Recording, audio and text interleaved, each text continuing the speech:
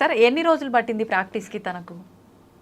ఈమె ప్రాక్టీస్ చేయడం చాలా స్పీడ్గా చేసింది.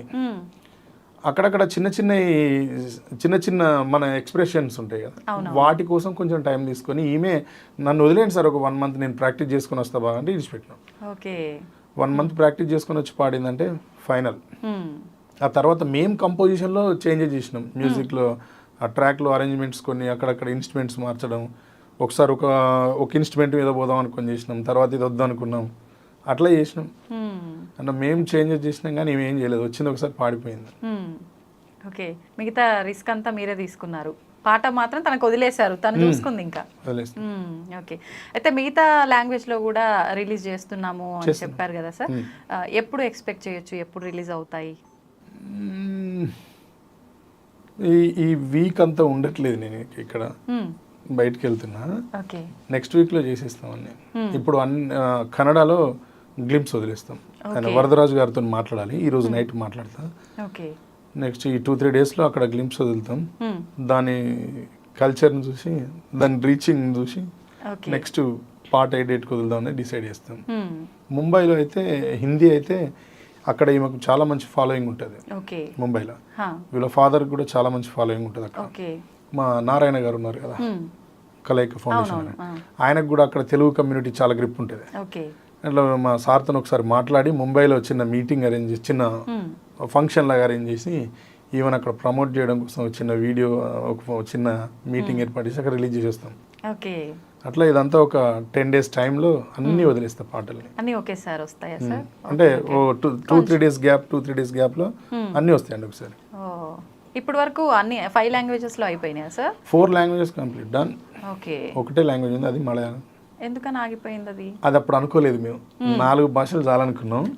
ఇప్పుడు రీచ్ అయింది కదా, ఇక్కడ రీచ్ అయిందంటే ఆటోమేటిక్గా వెళ్తుందండి. ఇక్కడ అదేదో హోప్ వచ్చింది, ఎందుకంటే రాసిన లిరిక్ రైటర్స్ అంతా అక్కడ నాకు పాట రాసిన వాళ్ళంతా ఇక్కడ మనకెంత పేరుందో, మనకెంత పీపుల్తో రిలేషన్ ఉందో, వాళ్ళకు కూడా వాళ్ళ లాంగ్వేజ్లో అంత రిలేషన్ ఉందండి.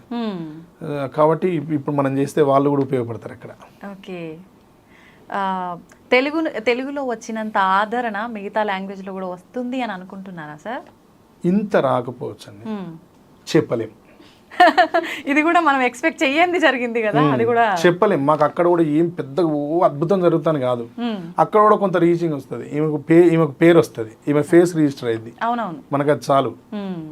అత్యాశ ఎందుకండి, ఇక్కడ మన మదర్ టంగ్ లో చాలా కంఫర్ట్ జోన్ లో ఉన్నాం, మనల్ని చాలా ఆదరించారు, చాలా గుర్తించారు, మా శ్రమని అందరు ప్రేమిస్తాను, ఇది చాలండి, ఇంతకంటే పెద్ద దురాశ ఏమీ లేదు. కానీ మార్కెట్ అక్కడ దాకా ఉంది కదా, అవకాశం ఉంది కదా, అవకాశం ఉన్నప్పుడు అంత దూరం నడవగలగాలి, మనకు అంత ఓపిక ఉంది కదా, చేద్దాం. అట్లా మిగతా లాంగ్వేజ్ లో పాట ఏమైనా పాడగలుగుతారా అండి ఇప్పుడు మీరు?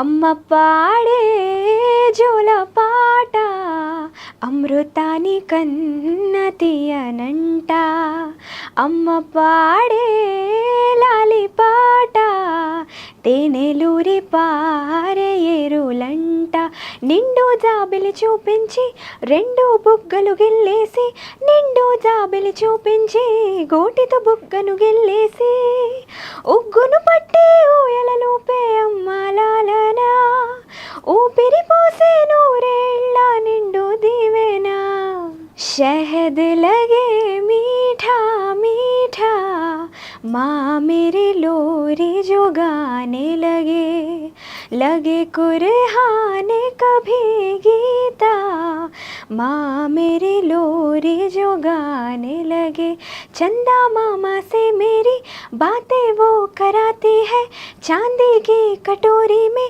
खीर वो खिलाती है, प्यार से मुझको सीने से लगाती मेरी माँ, जियो हजारों साल दुआएं देती मेरी माँ, अम्मा पाडुम तालाट अमृतत्ते विडवुम मिनिकिरदे, अम्मा पाडुम मारिरारो தேன் சிந்தும் நதியாய் பாய்கிறதே வெள்ளி நிலவினை காட்டத்தான் நகத்தால் கணத்தை கிள்ளித்தான் வெள்ளி நிலவினை காட்டத்தான் நகத்தால் கணத்தை கிள்ளித்தான் ஊட்டி வீட்டி ஊஞ்சலாட்டும் நம்மாறுதல் உயிரை காக்கும் நூறாண்டு நல்வாழ்த்துக்கள் அம்மா பாடும் தாலாட்டு అమృతத்தை విడவும் ఇనికిరదే. సురేందర్ గారు, తెలుగు పాట విన్నప్పుడు ఎంతైతే బాగుందో మిగతా లాంగ్వేజ్ విన్నప్పుడు కూడా అంతే వినసొంపుగా అనిపించింది.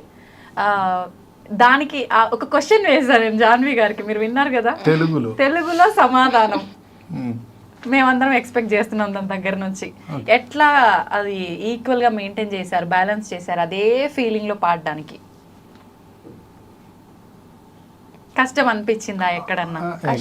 ఏం లేదండి, ఎందుకంటే మంచి ఆ భాషలన్నింటి మీద బాగా పట్టున్న అరేంజర్స్ తో వర్క్ చేసినాం.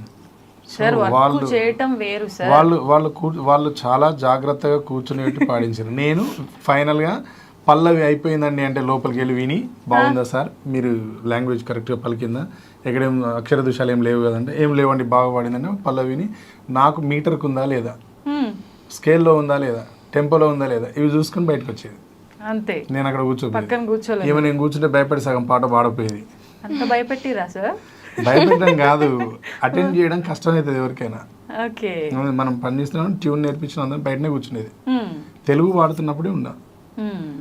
మిగతా లాంగ్వేజెస్ అన్ని వరదరాజు గారు కన్నడ ఆయనే దగ్గరుండి పాడించారు. ఆయన అభిప్రాయం కూడా అమ్మాయి వాయిస్ తెలుగుగా ఉందండి, చాలా లైట్గా ఉందండి, కొంచెం వెయిట్ ఉంటే బాగుండండి అని ఆయన కూడా అన్నారు. కానీ ఇప్పుడు అంత కలలా ఉంది. ఆయన దగ్గరుండి పాడించారు అమ్మ పాట. సో దానివల్ల ఆ లాంగ్వేజ్ కూడా ఆయన చాలా ఫ్రెండ్లీగా ఉంటారు. ఆయనతో పని చేస్తే మనకు అసలు పని చేసినాం, మనం పనిలో ఉన్నాం, ఇప్పుడు ఇదేదో బరువు మోస్తున్నాం అనే ఫీలింగ్ ఉండదు. చాలా ఫ్రెండ్లీగా ఉంటాడు, చాలా ఈజీగా పని చేస్తాడు ఆయన. ఆయనే పాడించండి దగ్గర ఉండి, మరి ఆయన ఒక నైట్ అంతా పాపం టైం కేటాయించి పాట పాడించి బస్కి వెళ్ళిపోయింది ఆయన ఆ రోజు నైట్.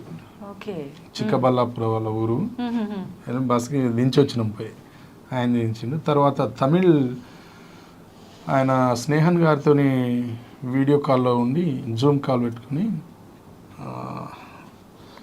బొప్పా గారు అని ఉంటారు, తమిళ్ లాంగ్వేజెస్ తెలుగుకి, తెలుగు లాంగ్వేజ్ తమిళ్ కూడా అతను ట్రాన్స్లేట్ చేస్తారు.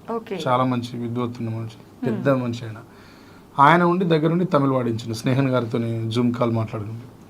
నేను మళ్ళీ సేమ్ పల్లవి అయిపోయిందండి, ఓకే పోయినాను, విన్నాను, టెంపో కింద ఉంది, మీటర్ కింద ఉంది, పిచ్లో ఉందా ఉంది, ఓకే రైట్ అండి, మళ్ళీ బయట చరణం అయిందని పిలిచి మళ్ళీ పోయి కూర్చొని విని, ఓకే బాగుంది, ఎక్స్ప్రెషన్ అంతా ఓకే పాడండి నెక్స్ట్, అట్లా వాళ్ళ చేత పాడించినాం.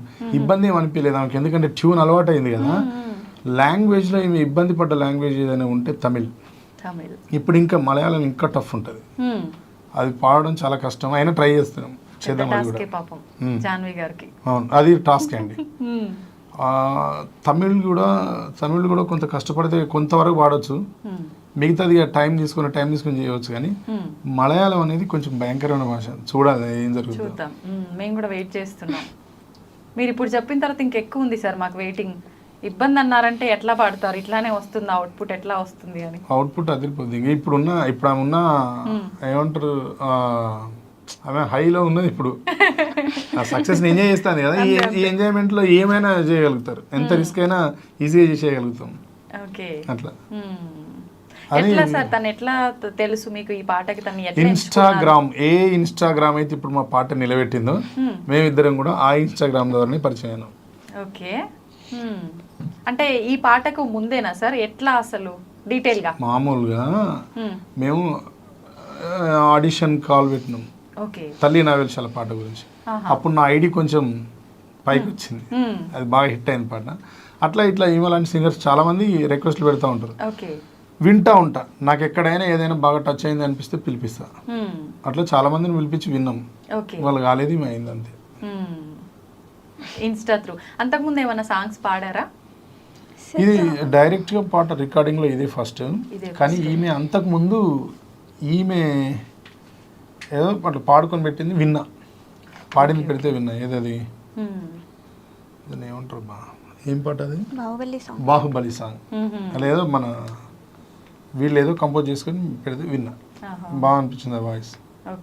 అట్లా విన్న తర్వాత ఇంకా బాగా పాడగలదు అని అనిపించి పిలిపించి పాడించిన. పాడగలదు అనిపించి పిలిపించిన తర్వాత తను పాడిన తర్వాత తను సెట్ అవ్వదేమో అని ఎట్లా అనుకున్నారు సార్? పాడిన తర్వాత అది పాడిన తర్వాత అప్పుడు ఆమె వాయిస్ బాగాలేదు, ఒక్కసారి పాడలేదు. Okay okay. లాంగ్వేజ్ కి గ్యాప్ వచ్చింది కదా, పదును పెట్టారు తర్వాత అవుట్పుట్ ఫైనల్లీ. అట్లా తీసేద్దామని అనిపించిన దానికి పెద్ద రీజన్ ఉంది. ఏంటి సార్? యాక్చువల్లీ ఈ మిస్టేక్ చాలాసార్లు జరుగుతూ ఉంటుంది, చాలా మంది జరుగుతూ ఉంటుంది. నా జీవితంలో మొదటిసారి జరిగేది కానీ జరగలేదు. ఓకే. ఏం జరిగింది అంటే, మేము ఎవరైతే కంపోజర్ ఉంటారో, ఇప్పుడు మా దగ్గర మీరు చూడండి, మన దగ్గర బాగా మీరు చెక్ చేయండి, కీరవాణి గారు ఒక పాట పాడింది అనుకోండి, ఆయన తర్వాత ట్రాక్లో ఎవరిని ఊహించుకున్నా అసలు ఎక్కదు. అయితే కీరవాణి గారికి కానీ ఇంకా ఏ మ్యూజిక్ డైరెక్టర్స్కి కానీ వాళ్ళకి పాడాలని ఉండదు. వాళ్ళని ఎందుకు పాడిస్తారు అంటే, producers cue tracks first version చేసినప్పుడు ప్రొడ్యూసర్స్ విని ఉంటారు, సింగర్స్ పాడితే కొన్ని పాటలకు కనెక్ట్ అవ్వరు వాళ్ళు అసలే. మీ వాయిసే బాగుందండి, మీ వాయిసే బాగుందండి అని చెప్తా ఉంటే అప్పుడు మ్యూజిక్ డైరెక్టర్స్ కూడా ఇక వీళ్ళు వినరబ్బా అని వదిలేస్తారు, వాళ్ళ వాయిసే పెడతారు. అట్లా ఇక్కడ మా ఫ్రెండ్స్ కూడా ప్రొడ్యూసర్స్ లాగా మా స్నేహితులంతా ఏంది, అమ్మాయి వాయిస్ చిన్నగా ఉందిరా, నీ వాయిస్లో వింటే మత్తున్నది, ఆమె వాయిస్లో వింటే మాకు అసలు ఏమనిపిస్తలేరా అంటే, ఎక్కడనో ఏదో మిస్ అవుతుంది, వేరే ట్రై చేసి చూడు, లేకపోతే నువ్వే పాడు అని అంటే నేను పాడు అనేది కుదరదు, అట్లా చేయదు. కానీ ఆమెతో ఏం చేద్దాం ఆలోచిద్దామని అట్లా మారుద్దాం అనుకున్నాం. కానీ ఆ తర్వాత వద్దు అని అనుకున్నాం, నారాయణ సార్తో మాట్లాడిన తర్వాత వద్దు అనుకుని డిసైడ్ అయ్యి వదిలేసినాం. అట్లా అనిపిస్తుంది, ఏమైనా అనిపిస్తుంది. మనం డ్రెస్ మనం షాప్లో చూసినప్పుడు చాలా బాగా అనిపిస్తుంది, వేసుకుంటారు, అద్దం ముందు చూసుకుంటారు, అన్నీ బాగుంటాయి. కానీ ఇంటికి తీసుకొచ్చి చేసుకున్న తర్వాత ఎందుకు ఒకసారి అన్కంఫర్ట్ అనిపించి ఆ డ్రెస్సులు వేసుకోం మనం. అవునవును, ఏదైనా అంతే. ఓకే, అనుకున్నప్పుడు ఒకలాగా తీరా కొన్ని సందర్భాలు అట్లా ఉంటాయి అంతే.